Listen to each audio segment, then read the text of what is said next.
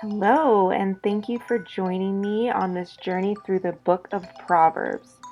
Proverbs has 31 chapters in it, so it becomes the perfect guide and daily devotional to take throughout your month across 31 different days. Proverbs is basically a collection of pieces of wisdom, biblical wisdom, traditional wisdom. It raises questions of your values, moral behavior, and really the meaning of human life and what is right conduct. You will notice very repetitive language and repetitive words in the book of Proverbs.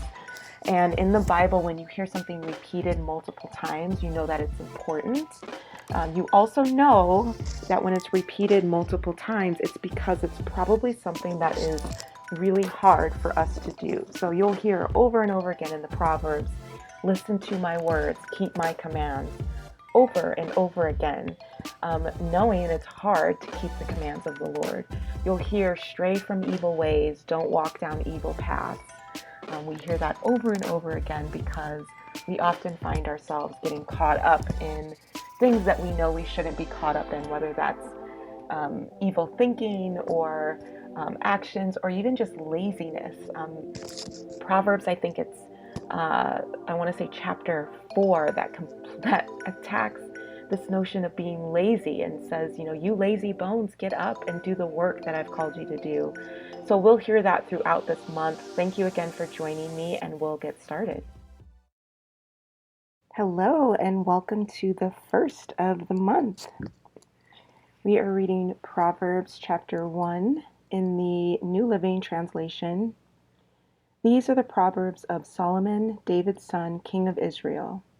Their purpose is to teach people wisdom and discipline, to help them understand the insights of the wise. Their purpose is to teach people to live disciplined and successful lives, to help them do what is right, just, and fair. These proverbs will give insight to the simple, knowledge and discernment to the young. Let the wise listen to these proverbs and become even wiser. Let those with understanding receive guidance by exploring the meaning in these proverbs and parables, the words of the wise and their riddles. Fear the Lord is the foundation of true knowledge, but fools despise wisdom and discipline. My child, listen when your father corrects you. Don't neglect your mother's instruction. What you learn from them will crown you with grace and be a chain of honor around your neck. My child, if sinners entice you, turn your back on them. They may say, "Come and join us. Let's hide and kill someone. Just for fun, let's ambush the innocent. Let's swallow them alive like the grave. Let's swallow them whole like those who go down to the pit of death. Think of the great things we'll get. We'll fill our houses with all the stuff we take. Come, throw in your lots with us. We'll all share the loot."